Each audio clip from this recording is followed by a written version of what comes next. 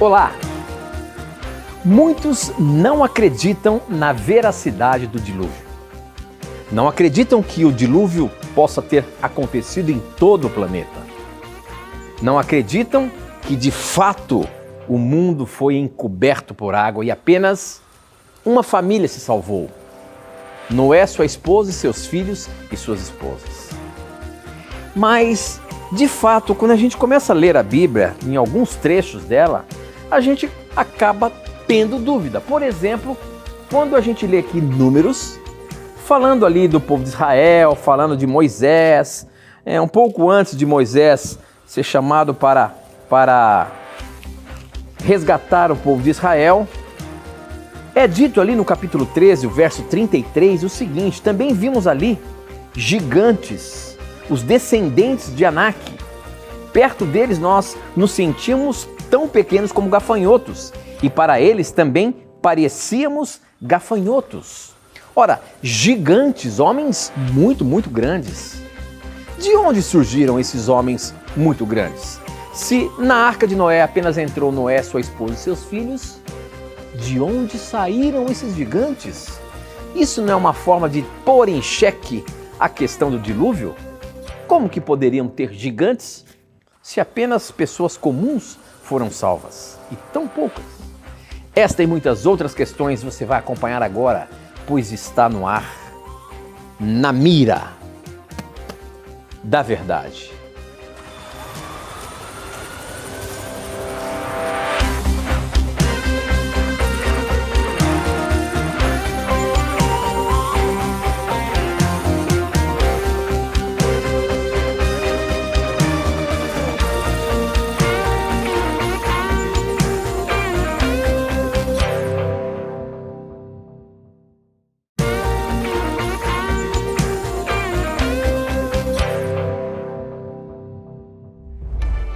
Olá, seja muito bem-vindo. Estamos começando mais um programa Na Mira da Verdade. Este programa que é de perguntas e respostas bíblicas, onde você pode fazer ao vivo a sua questão pelos mecanismos que nós disponibilizamos para você mandar a sua pergunta para a gente, e ela será respondida à luz da Palavra de Deus, como eu sempre digo. E quem tem que responder baseando-se na Bíblia é ele, hein? Professor Leandro Quadros. Ele está na mira da verdade. E aí, professor, tudo bem? Tudo bem, Tito? Um abraço para o nosso telespectador que acompanha com carinho o nosso programa, e um abraço para você também, que quem sabe acompanha pela primeira vez o Na Mira da Verdade. Vamos esperar que você volte mais vezes para estudar a Bíblia conosco, e esperamos que a sua pergunta, ao ser enviada e ao ser pescada pelo Tito, ela possa ser respondida hoje à luz da Palavra de Deus. Agradecemos o carinho da sua audiência e vamos esperar então as suas perguntas. Muito bem, professor. Vamos mandar um abraço, né? Nós estivemos esse final de semana lá na capital do Piauí, em Teresina, a caravana Novo Tempo com os apresentadores da Novo Tempo, professor Leandro Quadros e eu estivemos lá. A gente não pode deixar de mandar um abraço aos nossos irmãos queridos que acompanharam ali a programação junto com a gente. Foram 2 sessões de caravana, 4 horas ali falando com os nossos irmãos. É muito gostoso. Estivemos também numa cidade chamada Floriano, né, professor? Floriano. Um abraço para esses queridos amigos. Eu preguei na igreja do Promorar, ganhei um desenho pintado do Davi e também uma cajuína. Olha que presentaço, né? Que Deus abençoe a todos vocês e obrigado pela forma carinhosa como nos receberam. Muito bem, muito bem. Estão acompanhando a gente aqui, por isso que a gente está mandando um abraço muito especial a todos vocês.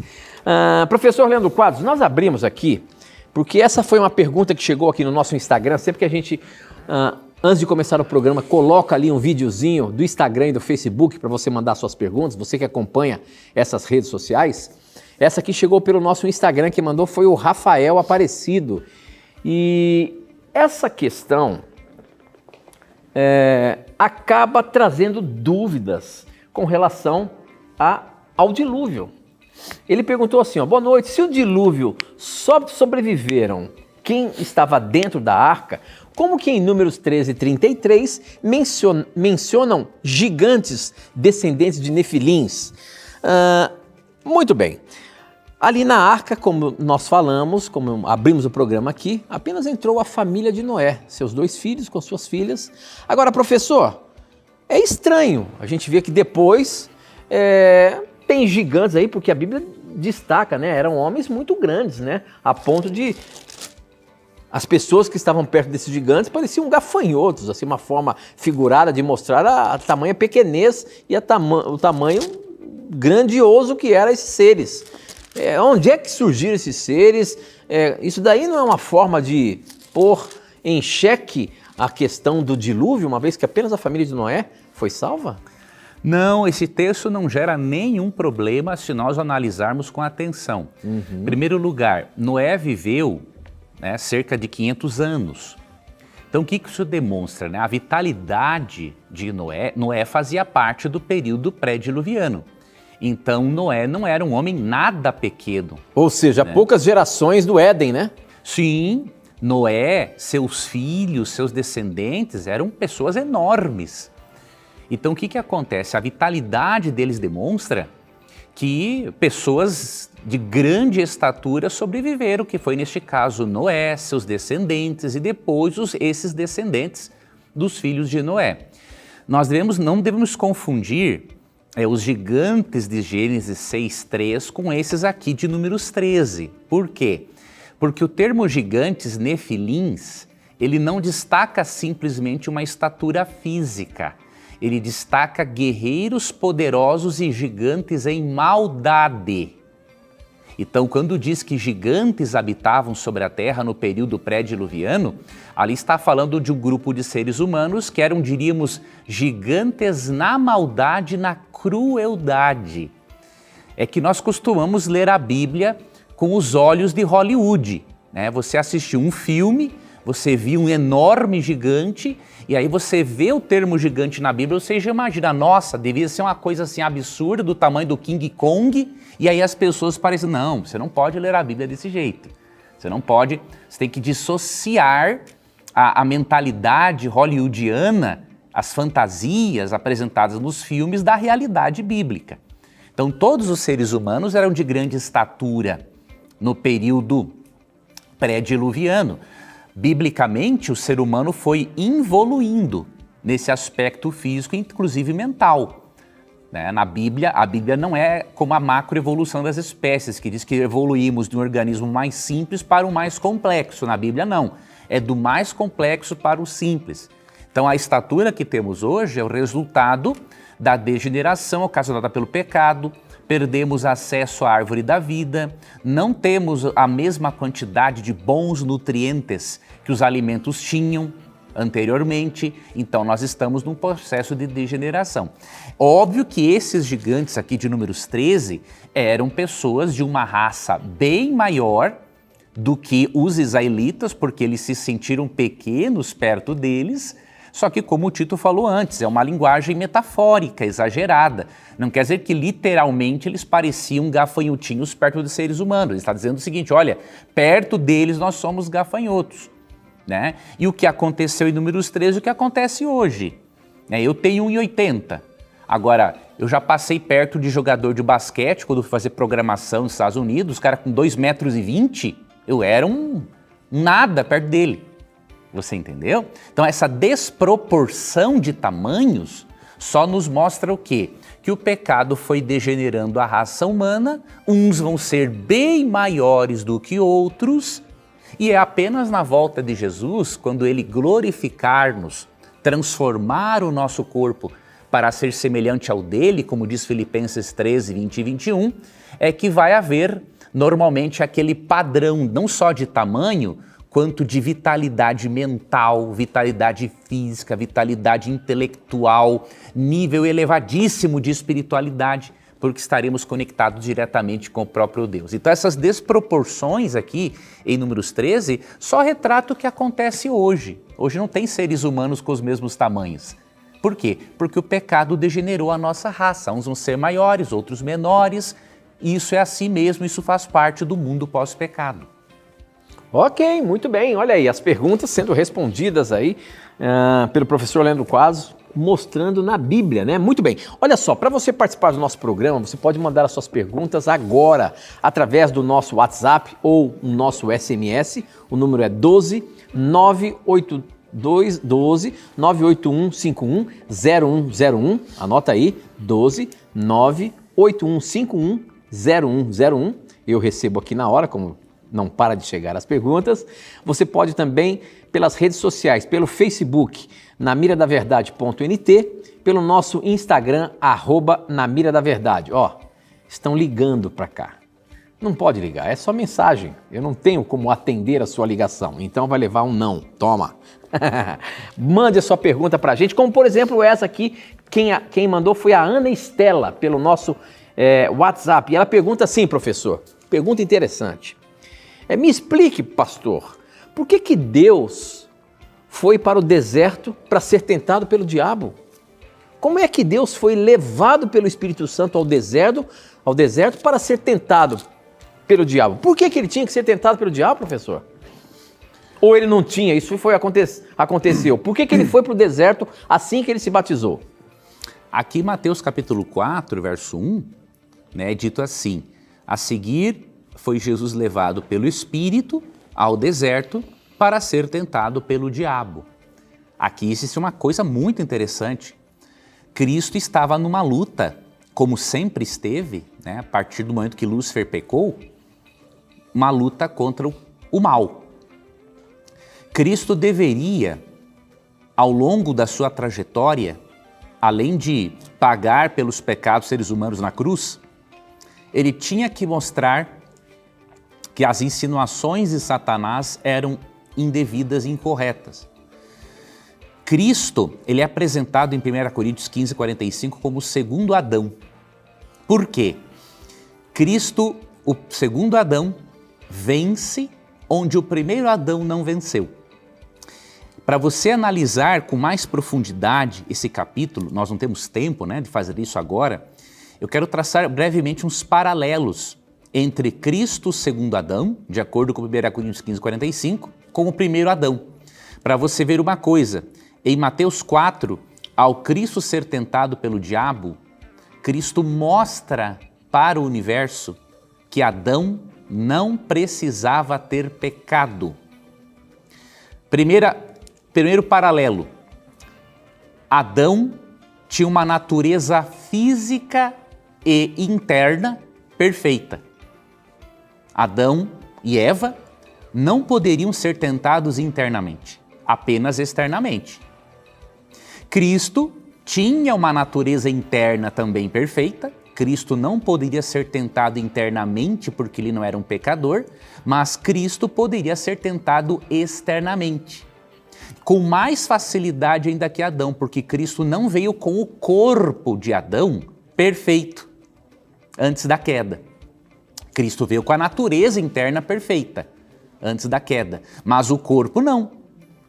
Então, no aspecto físico, Cristo estava em desvantagem total. Segundo aspecto, Adão estava num paraíso. Jesus estava num deserto. Terceiro aspecto, Adão não estava com fome. Cristo estava com muita fome. Quarto aspecto, Adão e Eva foram tentados por Satanás, mas Satanás usou uma serpente como disfarce. Cristo foi tentado pessoalmente por Satanás. Então, olha as desvantagens. Outro detalhe, Adão não foi tentado em fazer algo que ele podia e não devia. Jesus foi tentado a usar o seu poder divino em favor de si mesmo e ele não o fez. Então, a tentação de Cristo no deserto mostra para o universo o caráter maligno de Satanás, que Adão, com mais vantagens que Jesus, não precisava ter pecado e que, portanto, as insinuações de Satanás de que Deus não deve ser obedecido ou que a lei de Deus é muito dura e severa, essas insinuações também foram desmascaradas. Então, Cristo aqui demonstra isso para o universo e isso serve também de uma escola preparatória para o que Cristo enfrentaria nos próximos anos. Ok, muito bem. Vai mandando as suas perguntas para a gente aqui, mais uma do nosso Instagram. Quem mandou foi o Hawker Pereira. A pergunta do Hawker é o seguinte: boa noite, Tito, professor Leandro Quadros. Vou me batizar na Igreja Adventista muito por conhecer a verdade através de vocês, hein? Ô, querido, que Deus lhe abençoe. Obrigado pelo carinho, por você assistir o nosso programa aí. Não por nós, mas pelo que a Bíblia tem falado para você e o Espírito Santo tem tocado seu coração. Que Deus abençoe muito a sua jornada cristã, viu? A minha pergunta é, por que Deus não restaurou as ervas e frutos depois do dilúvio para que a humanidade não se alimentasse de animais? Existe alguma coisa na Bíblia que fala sobre isso? A gente sabe que Deus liberou o consumo de carnes após o dilúvio, certo, professor? Uhum. Ele poderia muito bem ter restaurado toda a vegetação para que eles pudessem continuar comendo o fruto da terra. Tem um porquê que Deus não fez isso? Veja, Deus ele não vai, amigo telespectador, atropelar as leis dele mesmo, né?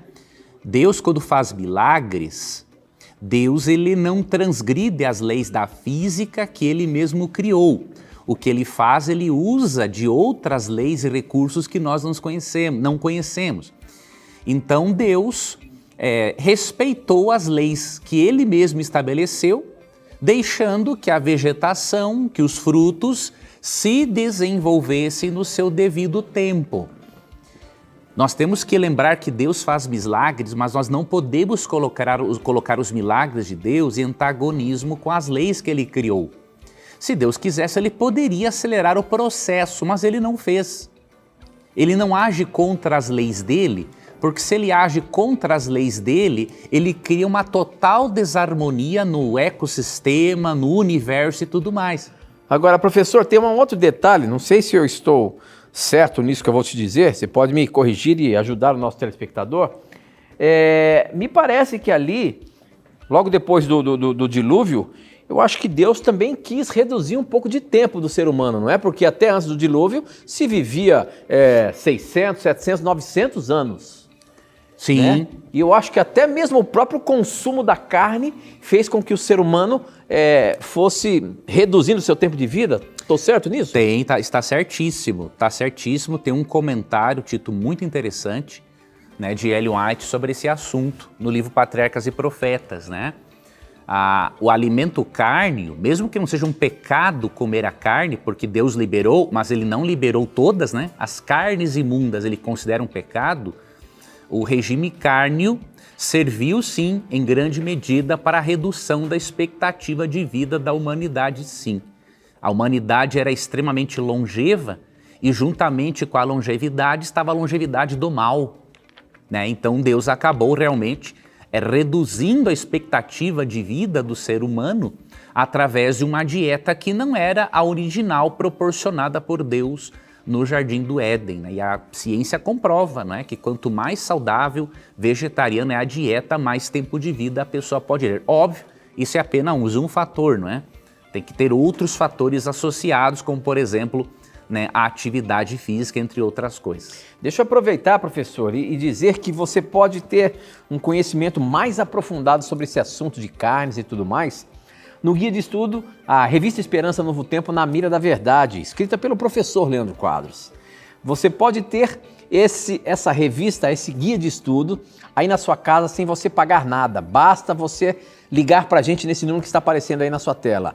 0 operadora 12 21 27 3121, tá? Liga pra gente, fala, olha, eu quero a revista do Na Mira da Verdade e ela vai ser enviada para você. Isso aqui são textos difíceis da Bíblia e um dos textos difíceis é justamente falando sobre os alimentos que estão ali descritos em Levítico. Se você quer saber um pouco mais, se aprofundar um pouco mais, peça agora mesmo a Revista Esperança Na Mira da Verdade e eu tenho certeza que você vai se encantar e aprender muito sobre a palavra de Deus, tá bom? Nós vamos para um intervalo rapidinho, não sai daí não, a gente volta já já.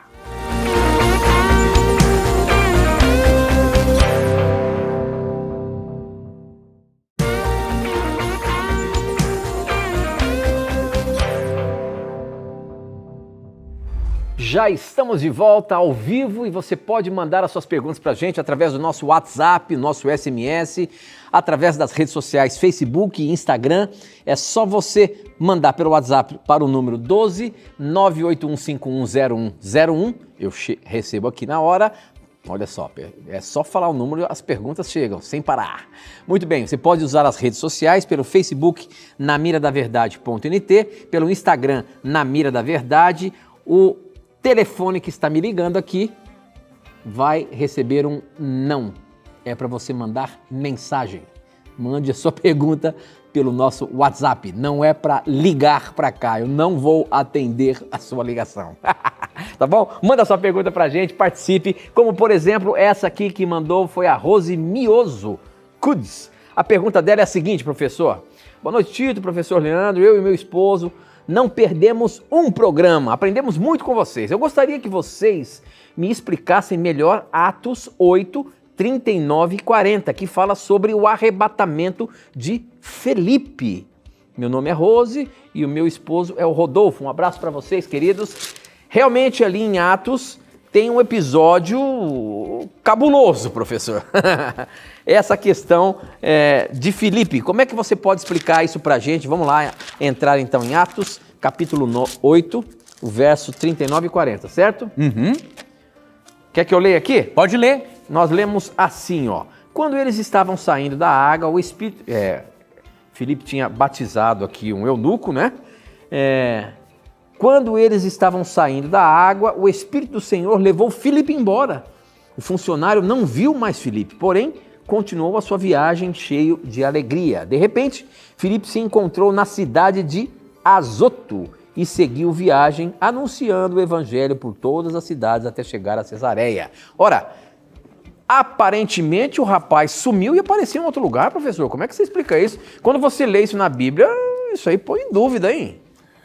Não, na verdade, aqui Deus realmente usou de um recurso sobrenatural para agilizar o processo de evangelização daquela região para onde Felipe foi levado. Agora é interessante, né? Felipe, na Bíblia não fala mais nada sobre isso, né? Ele nem se manifestou sobre isso, né, professor? Realmente fala pouco dele aqui.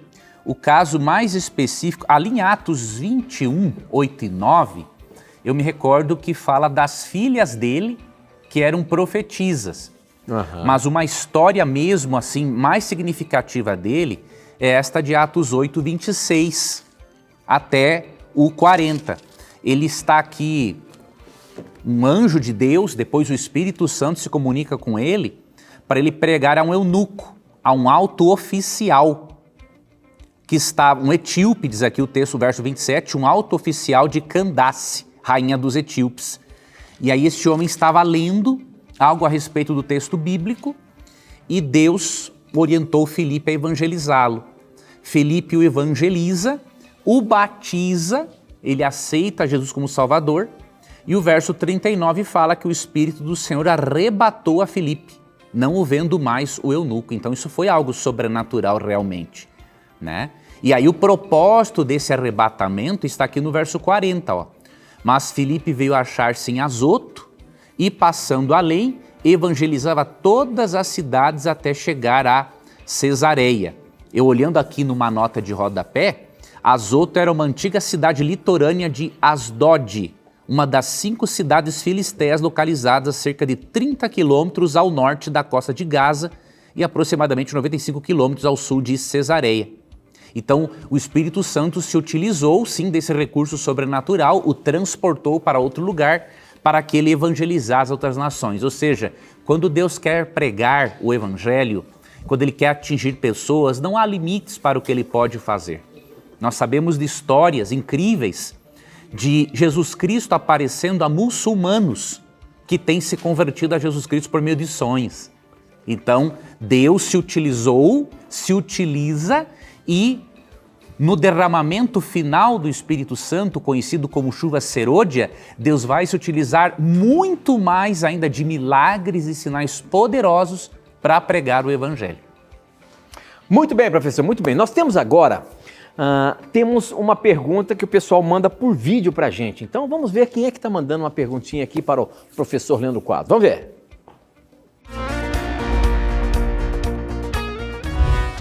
Sou Débora, sou economista e eu tenho uma dúvida bíblica sobre Ezequiel 28, que ele fala de um anjo, querubim, ungido, cheio de pedras, e a gente supõe que é o diabo, que é o Lúcifer. Só que lá no capítulo 3 fala que ele estava no Éden, jardim de Deus. Como que ele estava no Éden se ele só foi pro Éden depois da queda?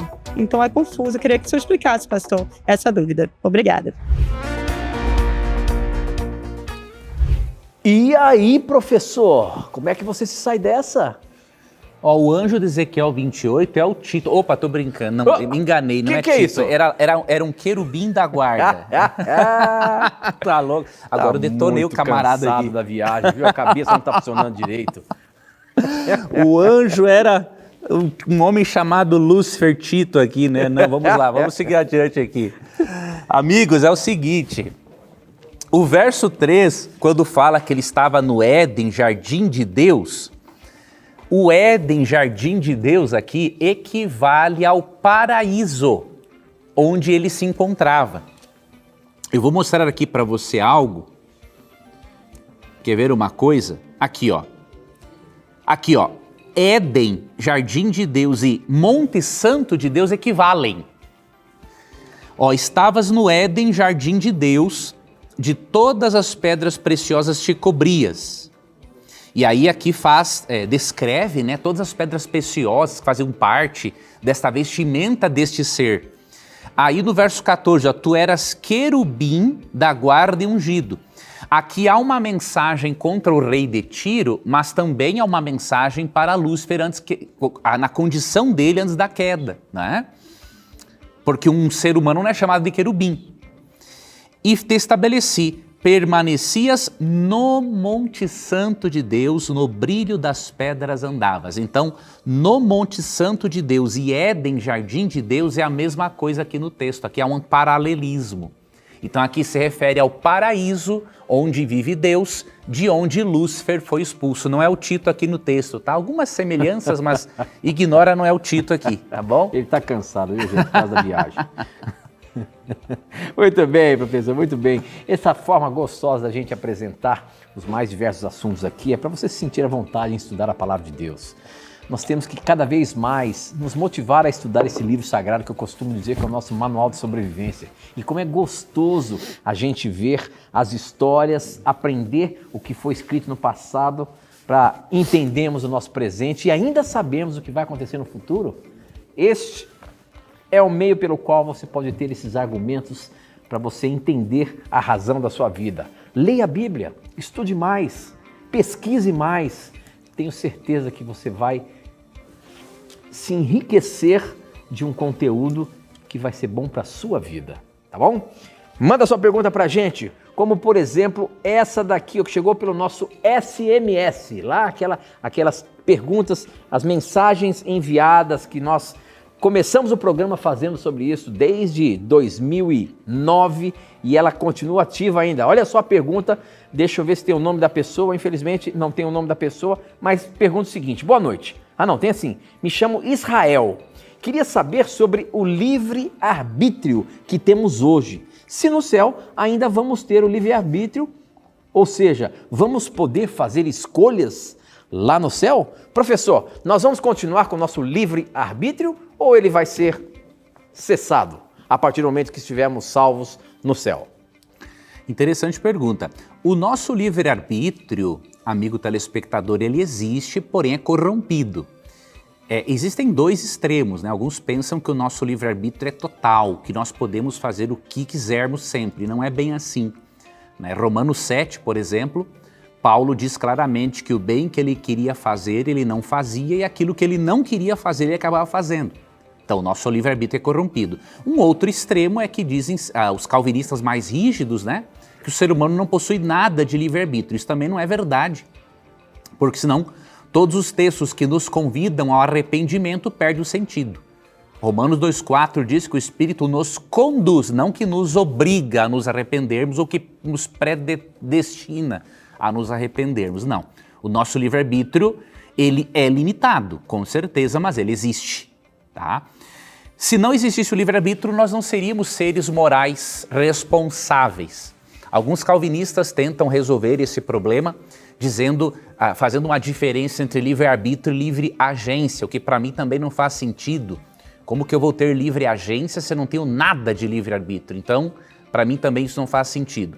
Então, nosso livre-arbítrio é limitado. Porém, quando Cristo voltar e transformar a nossa natureza, nós seremos perfeitos, né, como os nossos primeiros pais, Adão e Eva, eram perfeitos. E, obviamente, que para esta perfeição ser possível, nós temos que continuar sendo seres livres. Até porque, se não continuássemos sendo seres livres, Deus deixaria de ser amor, o que seria uma aberração. Por que eu estou dizendo isso? A natureza de Deus é amor. 1 João 4, 8 e 16. O amor, ele só pode existir onde há liberdade para se amar. O amor, ele não pode ser imposto, né? Ele tem que ser conquistado. E aquele que é objeto do amor de alguém tem que se permitir amar e querer amar também. Então, enquanto Deus existir como amor, e Deus é eterno, o livre-arbítrio de suas criaturas para o amarem de forma voluntária continuará existindo. Então, se Deus acabasse com o nosso livre-arbítrio na eternidade, isso corresponderia a Deus não ser mais amor. Então, uma coisa está intimamente relacionada à outra. Deus como um ser amoroso e criaturas livres para amá-lo. Agora, lá na eternidade, nós não vamos mais correr este risco de novamente exercermos o livre-arbítrio de uma forma indevida. Por quê?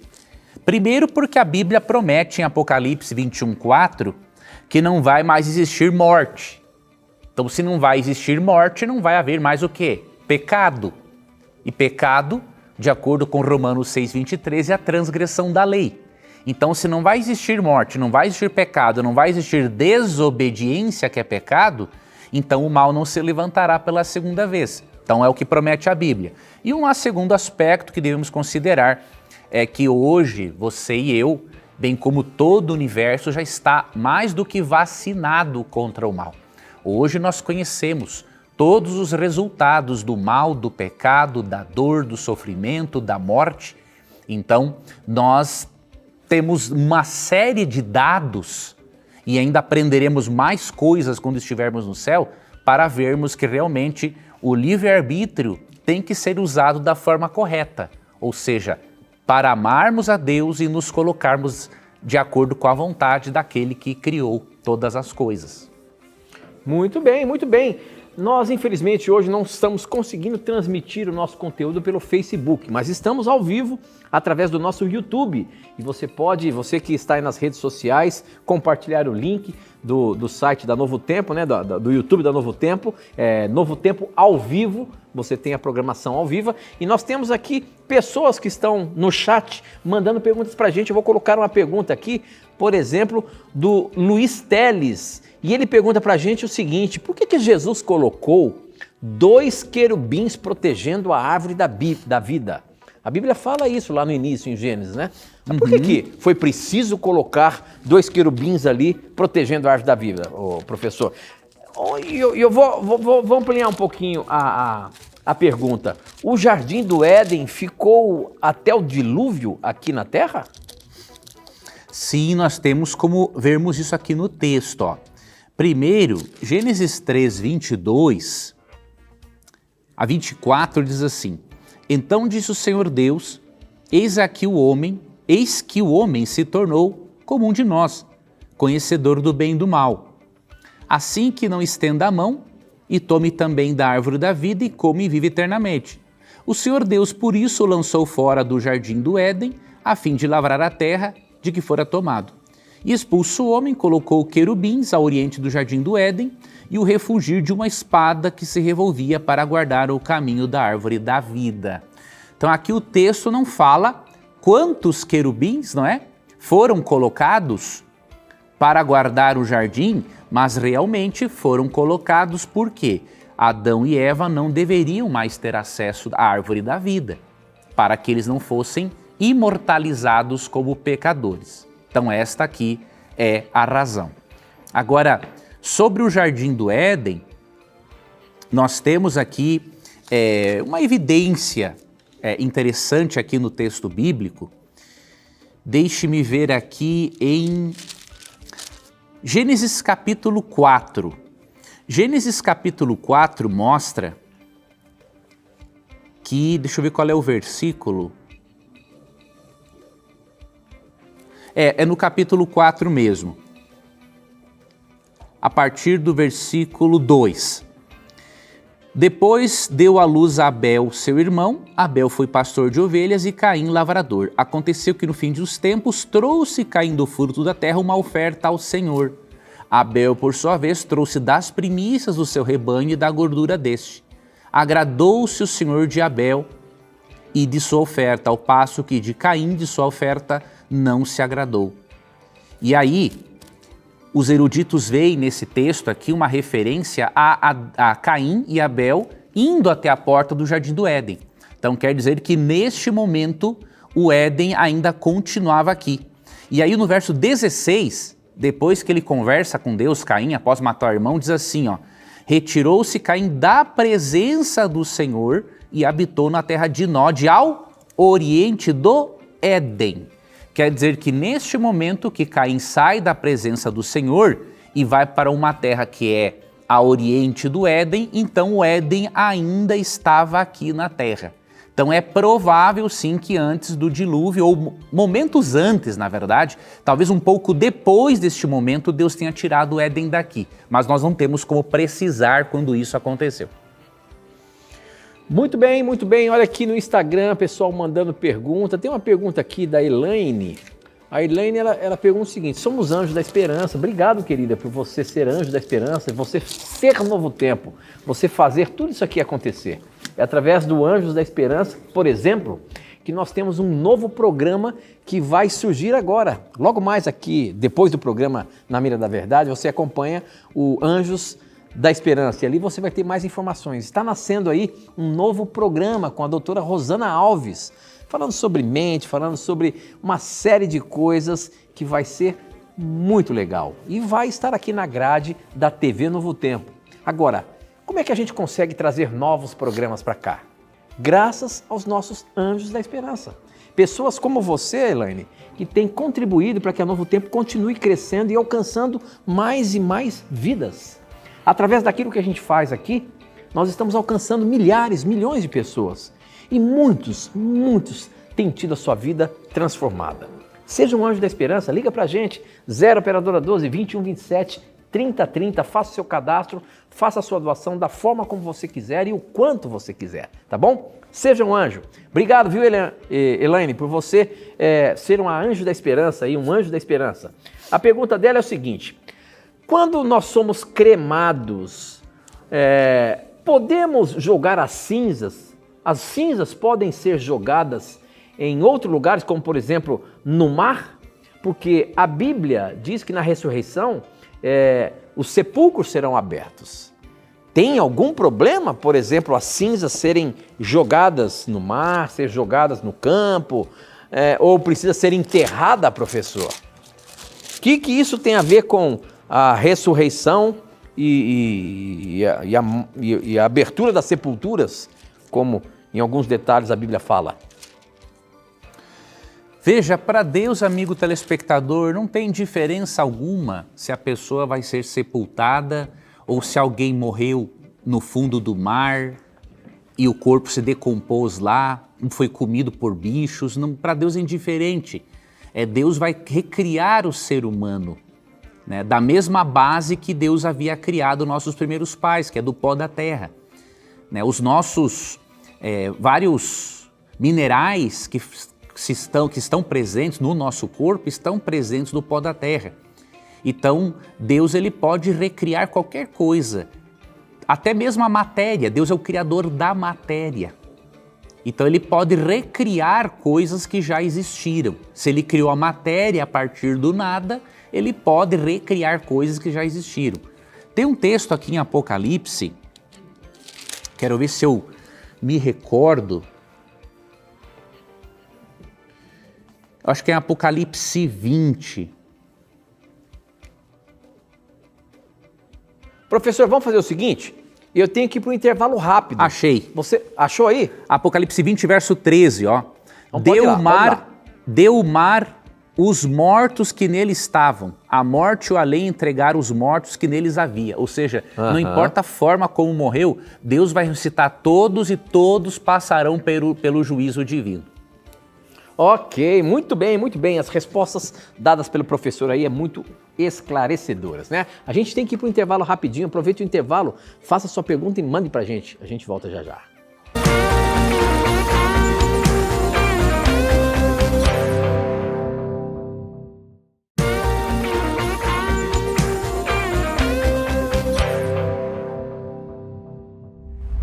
Já estamos de volta e olha só a pergunta que chegou aqui no Facebook. Professor, se segura aí, olha só, essa pergunta quem mandou foi o Valdemar Cachelli.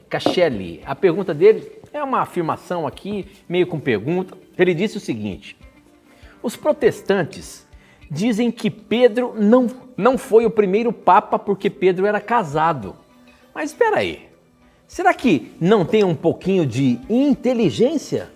Que Jesus, quando chamou Pedro para ser pescador de homens, ele tinha que ser casado mesmo porque a missão dele começou daí para frente. Desculpa, meus queridos e amados irmãozinhos protestantes. Cuidado para não cair nas lábias desses falsos luteranos. Mateus 7,15. O que é isso? Como muitas e muitas outras menções na Bíblia. Mateus 7,15, Mateus 13,22, como muitas e outras menções da Bíblia. E não fique bravo comigo, porque nós católicos, principalmente RCC, renovado, será que é? RCC, não sei. Amamos todos vocês em Cristo Jesus. Eu sei, Valdemar, obrigado, mas a maneira como você falou, acho que ficou um pouco agressiva para o pessoal aí. Mas vamos lá, professor. Pedro foi o primeiro papa, sim ou não? Ele afirma aqui e disse, olha, como é que Pedro não seria? Vocês dizem que é porque ele era casado? Eu acho que esse não é o argumento, né, professor? Afinal de contas, ele foi ou não foi o primeiro papa aí? Realmente existiram papas, né, que foram casados.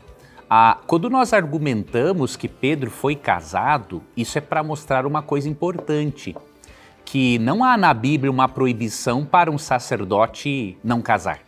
Isso aí é simplesmente uma doutrina, diríamos assim, da Igreja Católica. Né? O celibato existe, óbvio que existe no texto bíblico, mas não é obrigatório. Em Mateus 19:12, Cristo disse que alguns são aptos para isso e outros não. Então, o que nós argumentamos é que a imposição da Igreja Católica para o celibato não é bíblico e nem é saudável. Basta vermos os inúmeros escândalos sexuais que existem por aí, não é? Então, o ser humano não foi feito para viver sem sexualidade, a não ser que ele receba o dom. Aí, se alguém recebeu o dom para isso, é outra história e isso não se discute.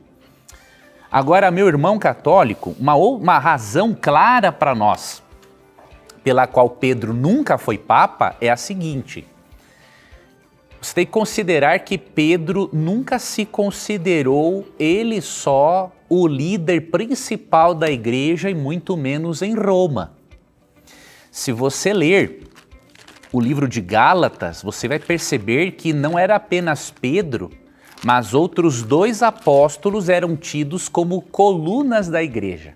Eu entendo que em Mateus 16 a 18, quando Cristo fala assim, tu és Pedro, e sobre esta pedra edificarei a minha igreja, Cristo edificaria a igreja dele com base na fé de Pedro em que Jesus era o Messias. Então eu reconheço que Pedro foi um importante líder da igreja.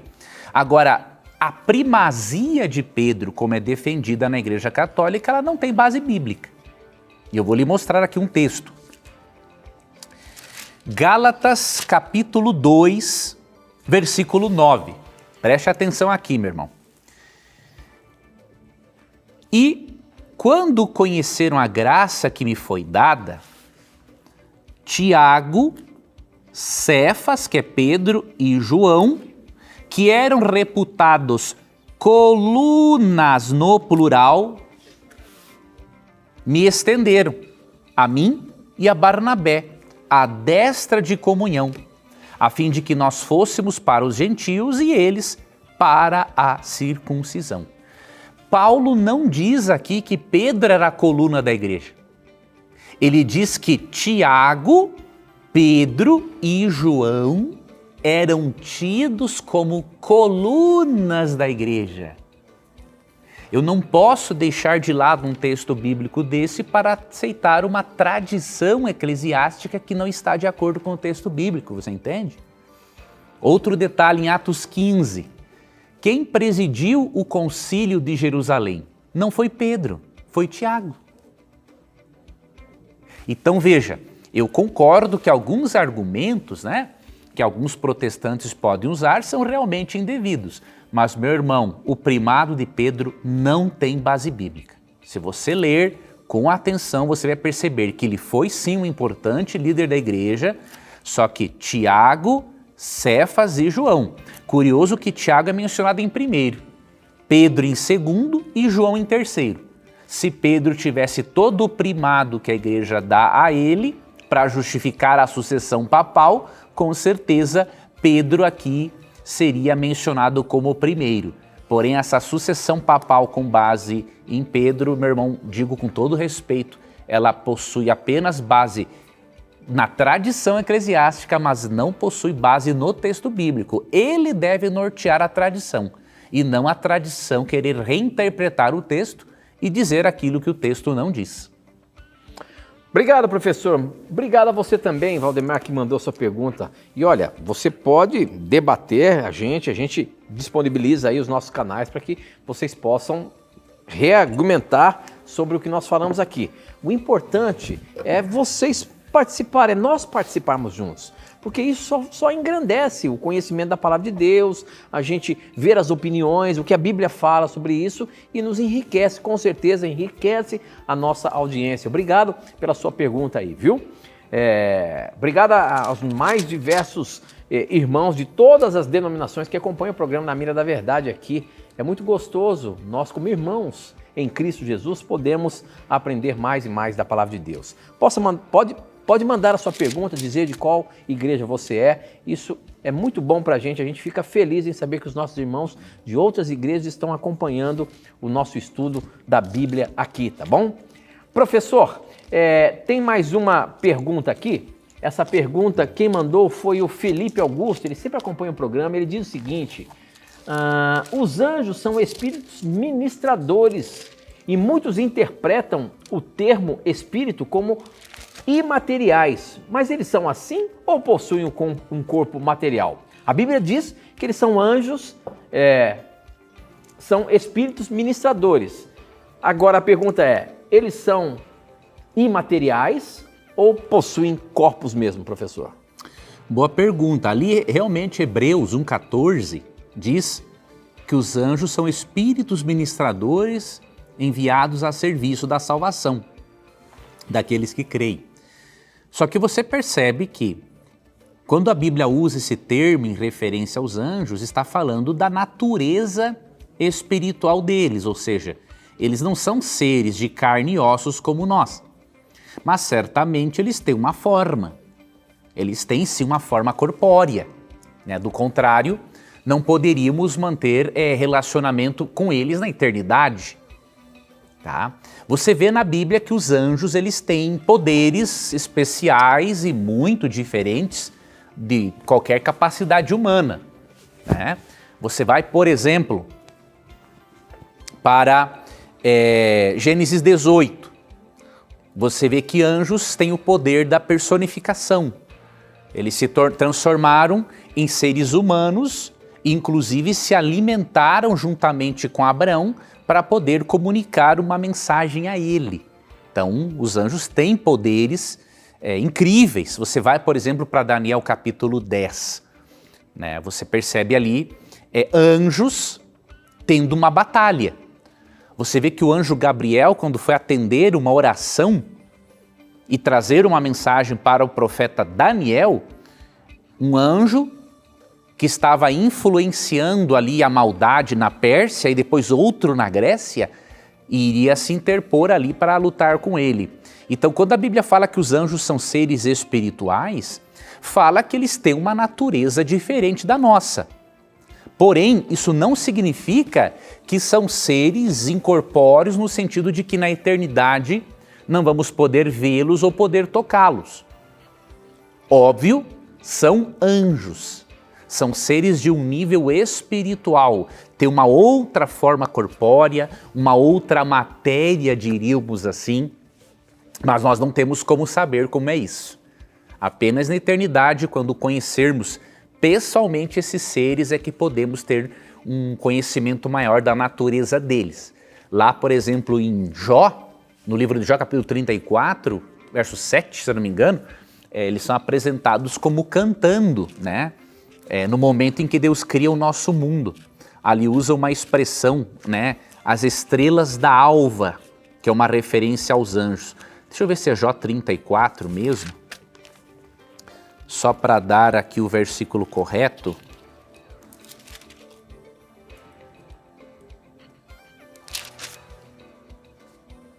Não é Jó 34. Deixa eu me lembrar. Quando os anjos cantavam e se rejubilavam todos os filhos de Deus. Deixa eu ver aqui. Eu vou ver depois para você direitinho, tá? Talvez seja o 37. Não estou achando aqui agora. 38. 38:7, ó. Deus faz uma pergunta para Jó, né? Onde ele estava quando as estrelas da alva juntas alegremente cantavam e rejubilavam todos os filhos de Deus?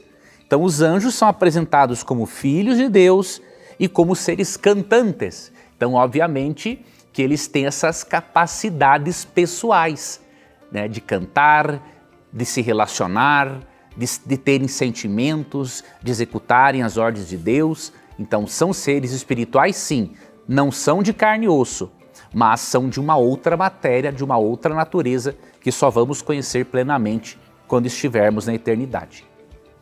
Muito bem, o nosso tempo está acabando aqui, mas acho que tem uma pergunta que dá para a gente encerrar o programa aí, professor, e eu acho que isso aí vai te remeter aos seus dias de juventude. O Ricardo no Facebook, ele perguntou o seguinte: é errado o cristão jogar futebol e disputar campeonatos? Eu sei que o senhor aí andou disputando campeonatos na sua juventude, não é mesmo? Pois então, já disputei alguns nessa minha vida aí. Mas aí, professor, nosso tempo está correndo, tem um minutinho. Tem problema isso? É pecado? Como é que é? Veja bem, meu irmão, eu acho que não, eu tenho certeza, não tem problema nenhum você brincar com a bola, né, com os amigos de forma saudável. Né? Agora, eu acho que disputar campeonatos vai depender muito do nível de rivalidade e de disputa.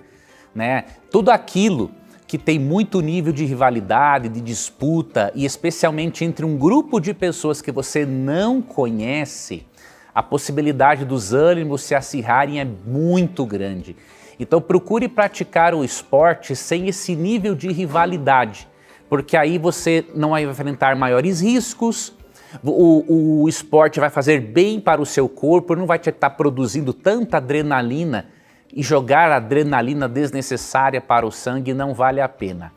Então avalie o que isso vai proporcionar para as tuas emoções e sentimentos, e sempre opte por aquilo que for mais saudável para você. Muito bem, professor, muito bem. Com essa nós encerramos aí o nosso programa. E olha, a semana que vem tem mais perguntas aí para nós colocarmos na mira e você responder baseando-se na Bíblia, viu? Vamos lá, semana que vem, se Deus quiser, estaremos juntos. Então estuda, hein? Vamos lá. Deus te abençoe, Tito. Deus abençoe a você, amigo telespectador. E lembre-se que sempre que você voltar e assistir o Na Mira da Verdade aqui no Novo Tempo e você tiver coragem de perguntar, a Bíblia vai ter a coragem de lhe responder. Na sequência você fica aí com o programa Anjos da Esperança. Lembrando para você que nesse mês de agosto, as doações que vocês fizerem estarão sendo para esse novo programa na grade da TV Novo Tempo com a doutora Rosana Alves. Então, se envolva, faça com que a Novo Tempo chegue mais longe, faça com que a Novo Tempo alcance mais pessoas. Seja um anjo da esperança, tá bom? E aqui no programa você já sabe, sempre as suas dúvidas estarão na mira da verdade. A gente se encontra semana que vem. Tchau!